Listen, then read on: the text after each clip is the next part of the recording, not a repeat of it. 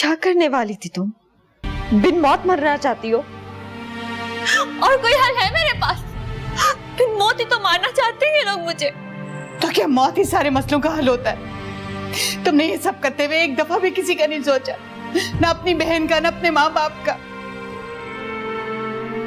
तुमने भी नहीं सोचा कि तुम हमें सारी जिंदगी का दुख देके जाती और हम अपनी बाकी सारी जिंदगी लोगों के ना खत्म होने वाले सवालों के जवाब देते रहते।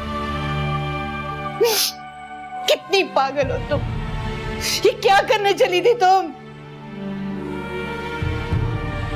खबरदार जो आइंदा तुमने किसी ऐसी हरकत का सोचा भी। हम प्यार करते हैं तुमसे, औलाद हो तुम मेरी। माफ कर दे मुझे। अब जरूरी तो नहीं ना कि बंदा जिससे मोहब्बत करे उसी से शादी कर ले।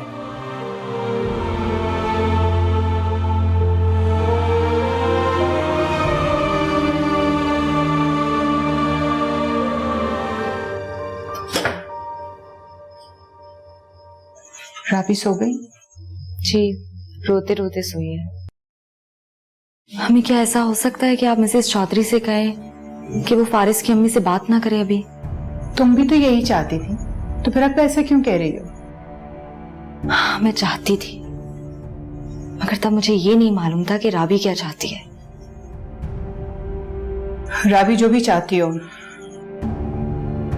फैसला हो चुका है। अम्मी उसकी हालत तो देखें, प्लीज अभी जल्दी मत करें। देर करती तो फिर बहुत देर हो जाएगी। कहीं तुम उस लड़के के बारे में तो नहीं सोच रही जिसके पीछे उसने हमारी इज्जत दांव पे लगा रखी है? नहीं, बिल्कुल नहीं। वो किस्सा तो खत्म समझे, और वैसे भी वो राबी के काबिल नहीं है। तो फिर ये बात उसे भी तो समझाओ ना। उसे कहो कि फारिस को अपना नसीब समझकर कबूल कर ले। अम्मी वो जबरदस्ती नहीं मानेगी, और अगर मान भी गई तो खुश नहीं रहेगी।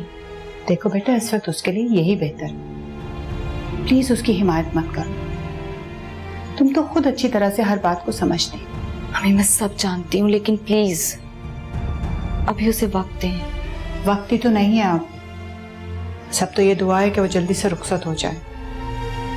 यही उसके लिए बेहतर है। अब तो उसके लिए किसी और अच्छे रिश्ते की उम्मीद भी नहीं है।